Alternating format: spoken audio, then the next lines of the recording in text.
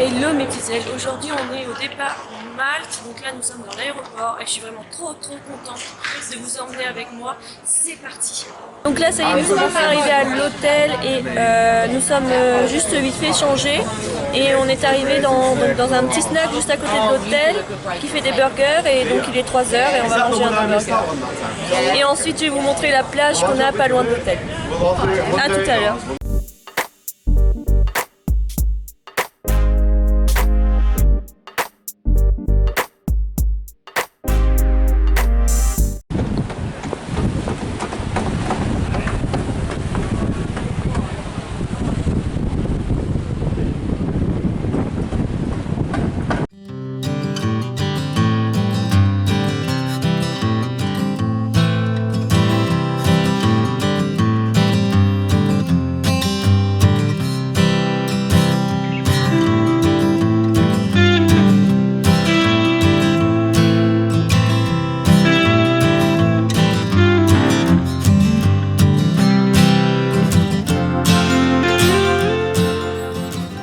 Hello mes petites ailes, aujourd'hui nous sommes donc jeudi 27 février, il est environ midi, nous sommes arrivés donc à La Valette. Aujourd'hui on va visiter La Valette, Sliema aussi, et peut-être une autre ville pour manger le soir, on verra.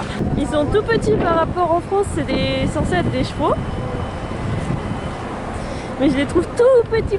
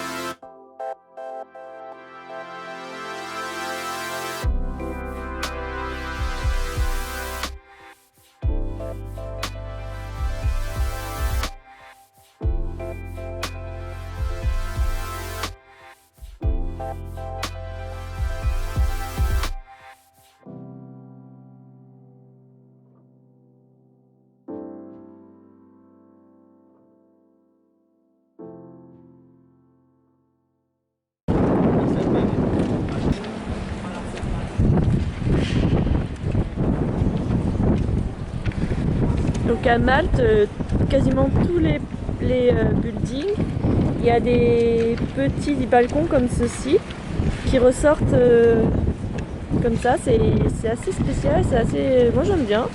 Il y en a qui sont plus jolis que d'autres, qui sont plus entretenus que d'autres.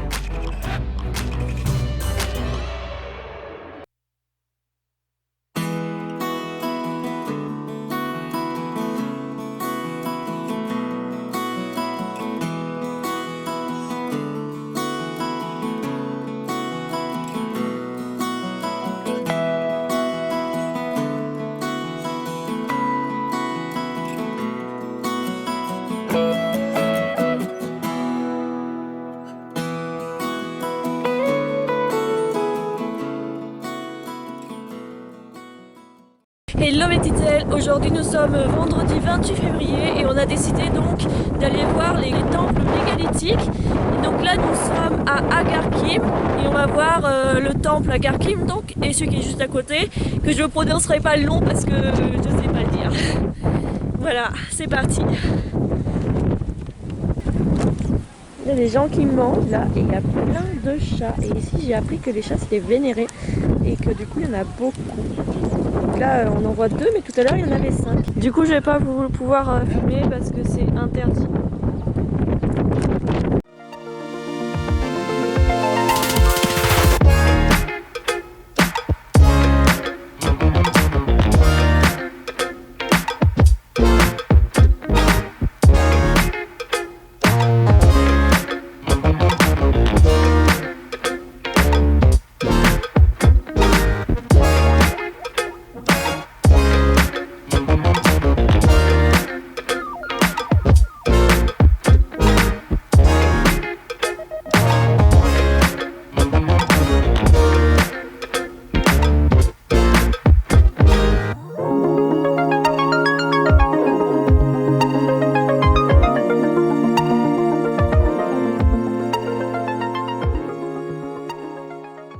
Notre petite excursion au temple mégalithique se termine.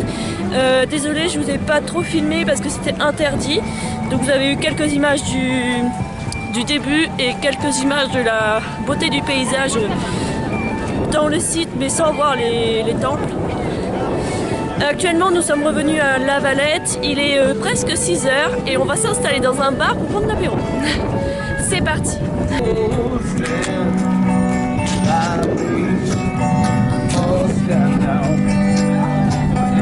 Stand by me. Whenever you're in trouble, you can stand by me. Oh, stand by me. Oh, stand.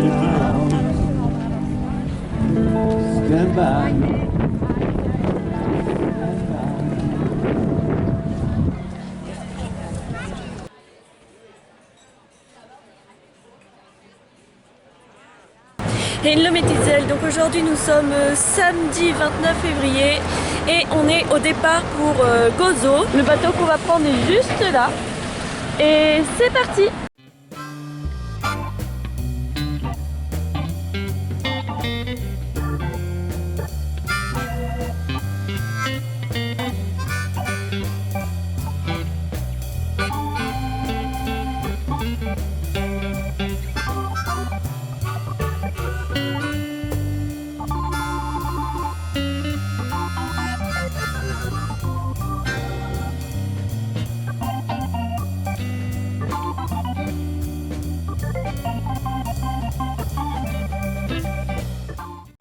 Donc nous sommes arrivés à la capitale de Gozo, donc c'est Irabat ou Victoria.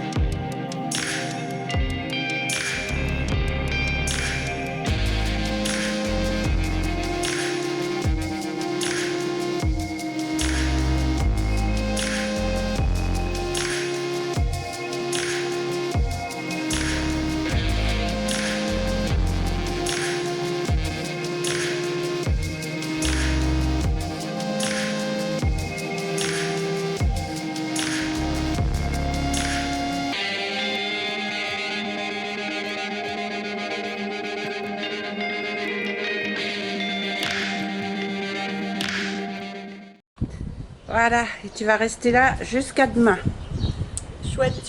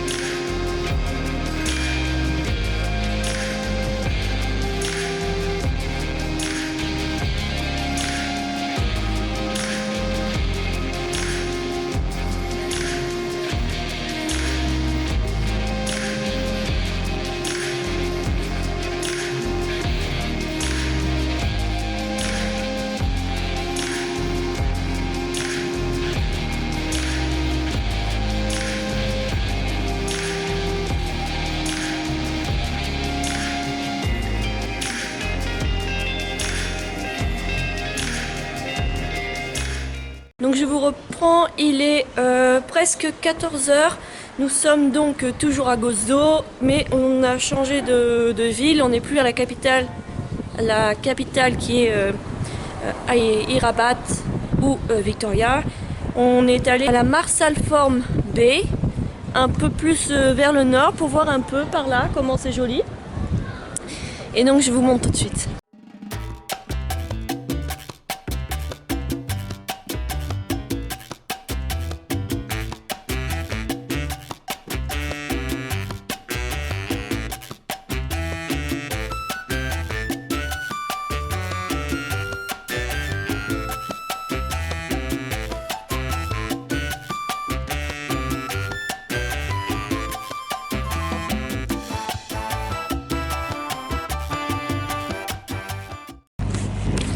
Troisième arrêt sur l'île de Gozo, donc là nous sommes à Saint-Laurence. Sur le dépliant c'était très joli, donc je vais vous montrer. Et effectivement c'est juste trop beau, c'est encore très désertique, c'est plein de rochers, tout comme j'aime.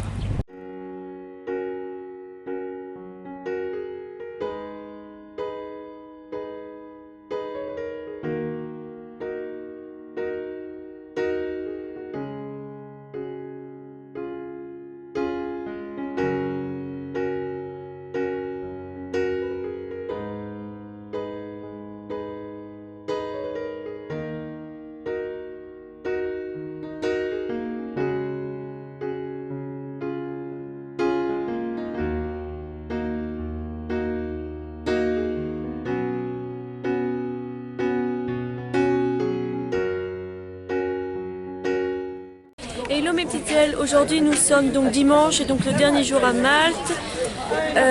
Aujourd'hui nous avons décidé d'aller au marché de Maarschalk le matin et l'après-midi voir si on peut pas faire un deuxième petit truc.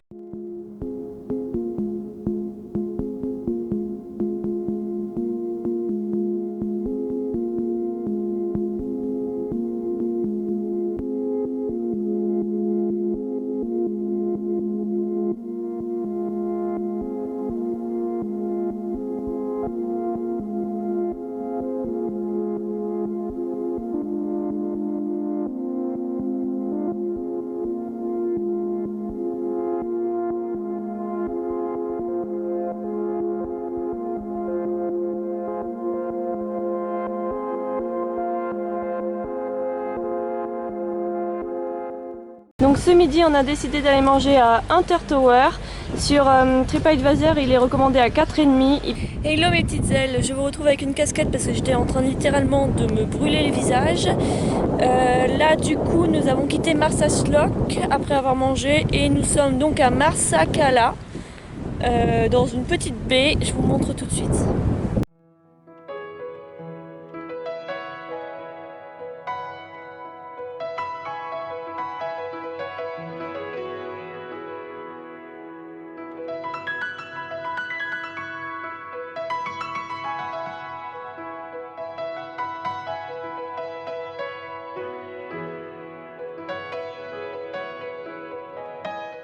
Donc j'espère que le vlog vous a plu. On se retrouve maintenant pour les conseils et tout ce que j'ai aimé, pas aimé, etc. Donc en premier, il faut savoir que j'ai pris le séjour sur le site VIP qui était anciennement vente privée.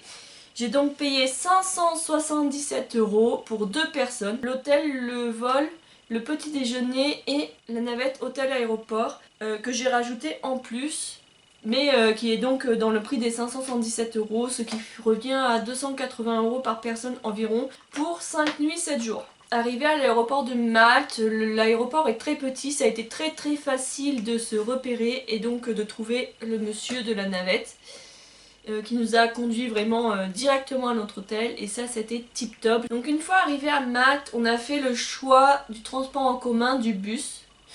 Tout simplement parce que déjà la conduite est à droite, parce que on voulait pas s'embêter avec ma mère, parce que en fait il y a eu plein de raisons, on en a parlé, il y a eu plein de raisons qui ont fait que, dont la carte illimitée à 21 €. C'est une carte qui vous dure 7 jours, où vous pouvez passer autant de fois que vous voulez. Dans le bus il suffit juste de la mettre sur de la valider à chaque entrée dans le bus. Donc c'est ce qu'on a opté. Donc les bus sont de 5h30 à 23h, de 9h jusqu'à 18h ils y sont toutes les demi-heures et à partir de 19h c'est un par heure. En sachant qu'il y en avait quand même des lignes de nuit. Attention à savoir, la carte illimitée à 21 € ne marche pas dans les TD parce que vous allez voir, si vous allez à Malte, vous allez plein de bus, il y a marqué TD, et bah ça c'est les bus à prix fort, nuit et jour, ils sont à 3 € et ça ne marche pas avec la carte. Et quand nous sommes allés à Maarschalk, on n'avait pas compris pourquoi on a payé 3 € chacune et en fait c'est juste parce que notre carte ne marche pas dans le bus et le monsieur nous l'a pas expliqué, donc si on aurait su on aurait pris un autre bus. Donc sur place on a eu que le petit déjeuner le matin de compris et donc on a dû se nourrir pendant les 4 jours qu'on était sur place. Avec des restaurants, donc on a fait le choix avec ma mère de ne pas manger à midi et de faire un gros repas le soir. Globalement on a mangé dans de très bons restaurants, tout avec des prix très raisonnables. Quand on passe de France à Malte, et je trouve que là-bas les prix sont franchement très raisonnables, d'autant plus que partout où on a mangé c'était quasiment tout le temps du fait maison. Le premier endroit où on a mangé c'était donc dans un gastropub qui s'appelle Rusty Spoon à Bugibba et franchement ils font des burgers de fou. Et dans ce même gastropub, il y a un open hour de 15h jusqu'à 20h il me semble. Et là-bas les open hour, c'est un acheté, un gratuit. C'est-à-dire que pour 6 € vous vous retrouvez avec 2 cocktails. Donc en gros ça fait 3 € le cocktail. Le lendemain on a décidé de se faire un restaurant avec des plats typiquement maltais. Donc nous sommes allés à Sainte-Juliane et nous avons mangé à Maltese Mama. On y a super bien mangé. Ma mère a pris du lapin, elle a trouvé ça juste trop bon. En France on prend du lapin, on nous amenait une toute petite morceau comme ça. Là-bas tu prends du lapin, on t'amène le lapin en entier dans ton assiette. Et moi j'ai pris du veau enroulé avec du fromage et d'autres trucs. Je ne me rappelle plus le nom, désolé. Le dimanche midi, nous sommes donc allés au marché de Marchashlock et on a mangé donc au Hunter Tower. Et c'est donc un restaurant de poissons, assez cher mais franchement nickel chrome. Le poisson est frais, les frites sont chaudes. Il nous apporte aussi une petite salade à côté avec des capres, du poivron, plein de choses quoi. Et on a super bien mangé. Nous avons fait aussi le Made in Sicilia à Bugiba et franchement tip top. Donc sur place nous avons fait pas mal de marches, on a visité beaucoup de choses et donc parmi ces choses on a visité le temple Agar Kim et le temple Majdra. Je vous mets le nom juste là parce qu'il est juste imprononçable donc j'arrive pas à le prononcer super bien. Donc c'était très intéressant, on a payé donc 11 € par personne avec un haut-parleur qui nous explique en français parce que là-bas tout est écrit en anglais ou en maltais. Et si on veut comprendre mieux, valait mieux prendre ça, ça coûte 1 €. Donc l'entrée est à 10 € plus le petit speaker 1 €. Je trouve que c'est pas trop abusé étant donné que c'est un patrimoine mondial de l'UNESCO. C'était juste spectaculaire. Par contre il faut juste prévoir une matinée ou une après-midi en entier. À savoir, les Maltais sont très gentils, ils sont très aimables, ils nous donnent toujours les bonnes informations. Et ils parlent tous anglais, voire des fois quelques-uns peuvent parler français. On a été étonnés de trouver quelques personnes qui parlaient français. Alors à savoir, le temps en mars à Malte est entre 16 à 20 degrés et il y a beaucoup de vent. On a juste eu le samedi où il y a eu quasiment pas beaucoup de vent, mais le mercredi, jeudi, vendredi et dimanche il y a eu du vent et on a eu besoin d'un petit manteau quand même. Et à savoir également c'est que le soir ça descend à 10-12 degrés, donc si vous pouvez avoir un sac à dos avec un pull en plus c'est pas mal parce que nous les premiers soirs on s'est vraiment caillé étant donné qu'on n'est pas rentré à l'hôtel pour repartir là où on était pour manger. Et l'eau est à 15 degrés, donc le dimanche on a vu quand même des gens se baigner, nous on a juste mis les pieds dans l'eau. Personnellement c'était trop froid pour nous. Donc le samedi, on a décidé de partir à Gozo. On n'a pas fait Comino finalement, tout simplement parce que on nous a proposé donc une sortie à 25 € dans un bateau avec donc terrasse pour bronzer, la vue des poissons en dessous. On passait par le Blue Lagoon à Comino où on pouvait se baigner et après on allait 3 heures à Gozo. Sauf que faut aller voir la réalité des choses. 25 € pour ça, c'est bien en été. Là il faisait 20 degrés à peine avec du vent. Déjà de 1, le toit bronzant on pouvait l'oublier et on allait se cailler. De 2, se baigner au Blue Lagoon c'était mort. Et juste 3 heures dans Gozo ça faisait peut-être un peu juste. Donc on a décidé avec ma mère de pas prendre ce qu'on nous a proposé à l'hôtel, donc la sortie à 25 € avec un bateau et en voyant Comino et Gozo. On a préféré faire que Gozo. Il suffit de se rendre là où le bateau part en fait, je vous mets le nom de la ville juste ici. On y a passé la journée, on est arrivé à Gozo vers 11h, 11h30. Donc en premier nous avons fait Victoria. C'est un centre-ville voilà, avec plein de boutiques et on n'a pas trouvé ça, enfin moi personnellement j'ai pas trouvé ça super extraordinaire. On a découvert des petites pâtisseries, donc des pâtisseries locales qui se vendent dans les pasticerias.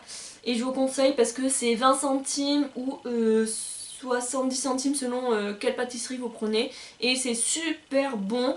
En gros à midi on a mangé pour 2 € chacune. Ensuite donc on est resté à peu près 2 heures dans Victoria. Et ensuite on a décidé d'aller un peu ailleurs. Et on est sommes allés à Marsaform Bay. Et c'est pareil, c'était juste trop beau. On s'est retrouvés sur une petite plage de rochers on va dire. Et on a pu mettre nos pieds dans l'eau. Et ensuite nous sommes donc retournés à Victoria pour faire une dernière exploration. Et là si on aurait su, on aurait fait le contraire en fait. Nous on serait allé à Dewejra Bay, près de Saint-Laurence. Donc je vous mets le nom ici parce que moi j'arrive pas à le prononcer. Et là autant vous dire mes petites ailes, c'était juste trop beau, c'était sauvage, il y avait rien, il y avait juste un restaurant. Et il y avait de la roche partout. Il y avait, c'est assez connu je crois, hein. C'est un des endroits le plus connu à Gozo. C'est là où il y avait le Windows Azure qui s'est effondré d'ailleurs. On le savait pas, on l'a cherché très longtemps ce Windows Azure, hein. Même je pense que tout le monde le cherchait en fait, on voyait des gens chercher des choses, donc du coup on l'a cherché, on avait une photo, on dit ah bah c'est ça, on doit avoir ça. On l'a cherché très longtemps, on n'a jamais trouvé. Après il y a une petite crique où on prend un bateau et le monsieur nous explique un peu tout. Il nous emmène dans des grottes, il nous montre des coraux, il nous montre la grotte pour plonger, il nous montre la falaise du crocodile et tout ça. Et il nous montre l'endroit de l'Azure Windows. Et il nous dit c'est fini, il n'y en a plus, c'est effondré à cause d'une tempête je crois. Et donc ça c'est plutôt pas mal aussi parce que on a payé 4 € par personne pour faire une petite virée en bateau, ça dure 15 minutes, il nous montre des trucs vraiment beaux. Alors si vous allez à cet endroit là et que vous êtes paléontologue, que vous aimez les fossiles ou quoi que ce soit, et ben franchement ça va être du rêve pour vous. Parce qu'on s'est rendu compte avec ma mère qu'on marchait sur des oursins plats. Mais il n'y en avait pas un, il n'y en avait pas deux, il n'y en avait pas 10, il n'y en avait pas 100. Il y en avait des centaines et des centaines et des centaines par terre, on les voyait, on marchait dessus. Je vous mets la photo juste là si vous voyez pas de ce que je parle. Donc voilà, pour tous les amoureux de paléontologie, de fossiles etc. Et ben franchement je pense que vous allez vivre votre meilleure vie à aller à Saint-Laurent-Gerrois, à Jervois Bay pour pouvoir voir ces fossiles où vous allez marcher dessus, c'est juste incroyable.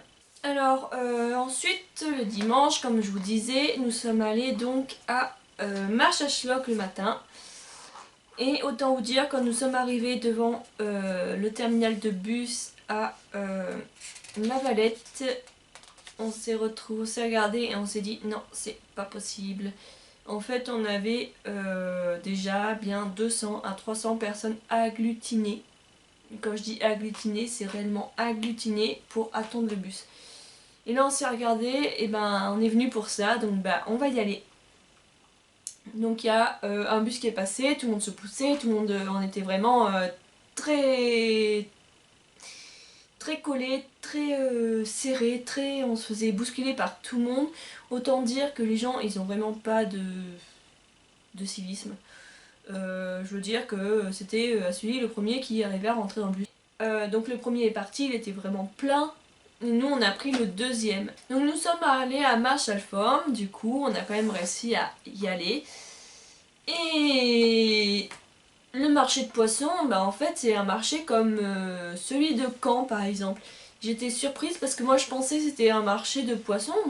On a trouvé un peu mais ils en font vraiment trop en fait je pense. C'est un marché comme en France donc voilà. Ensuite il y a des barques, oui les barques sont jolies mais on n'en a pas vu des tonnes de barques colorées non plus. Franchement je suis un peu déçue. Hormis le fait qu'on a mangé du très bon poisson parce que là-bas les restaurants sont très bons. Donc pour moi les points négatifs de Malte ont été les travaux constants et dites-vous que si vous y partez pour vous reposer le matin, vous n'aurez que le dimanche matin pour vous reposer parce que du lundi au samedi vous avez des travaux et donc toute la matinée vous allez entendre le marteau piqueur à partir de 6h30 du matin et même le samedi matin. Et en sachant que les travaux c'est pas que à côté de notre hôtel, c'était un peu partout dans Malte. Donc du coup ça gâche un petit peu la vue, ça gâche un petit peu tout quoi. On a eu quelques petites surprises sur notre hôtel qui est l'hôtel Relax Inn à Bugiba. Étant donné que le premier soir on n'a pas eu d'eau chaude, il y avait des petits fils entourés de Chatterton qui traînaient un peu partout dans la chambre. Et dans la salle de bain, on avait une fenêtre. Quand on a ouvert ça tombait sur un pylône de fils et de câbles et de tuyaux de toilette certainement. Et quand on a regardé vers le bas, et bien en fait on s'est aperçu qu'il y a d'autres personnes qui ont laissé cette fenêtre ouverte et on voyait leurs chiottes. Donc c'était juste génial. Sinon la literie était suffisamment bonne, là il n'y a rien à dire sur la literie. Le ménage était fait tous les jours, on avait chez nos serviettes qui étaient changées tous les jours, mais c'est vrai que au début quand tu arrives là-dedans tu te dis bah c'est un peu glauque. Et à savoir que on n'avait pas de télé non plus. On n'avait pas de télécommande et de toute manière la télé c'est en maltais.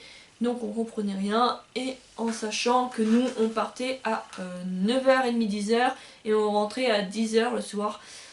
Donc en fait on n'avait pas besoin d'une chambre pour se reposer et pour regarder la télé. On avait surtout besoin d'une chambre pour se laver et dormir et ça nous a amplement suffi. Hormis le premier jour on n'a pas eu d'eau chaude. Et le troisième point où je voulais venir et le dernier avant la fin de cette vidéo, c'est attention si vous voulez louer une voiture. Parce que déjà, c'est la conduite à droite. Le volant est donc à droite et pas à gauche. La circulation est différente qu'en France. On va dire qu'ils respectent pas trop les stops, les céder le passage, ils klaxonnent beaucoup. Les panneaux, c'est écrit tout en maltais, hein, ou sinon il n'y a pas de panneau. Et c'est pas du tout les mêmes panneaux que nous, enfin c'est très difficile je pense si tu connais pas de t'orienter en ville. Et à savoir, moi j'ai pas vécu la chose mais j'ai entendu dire que pour louer une voiture à Malte il faut une carte de crédit et non une carte de débit. Et ça se trouve juste dans votre carte, près des chiffres généralement il y a marqué carte de débit ou carte de crédit. Et moi quand j'ai vu ce vlog là, j'ai regardé et c'est vrai que j'ai une carte de débit. Sur ce je vous dis à très bientôt pour une nouvelle vidéo. A plus, bye.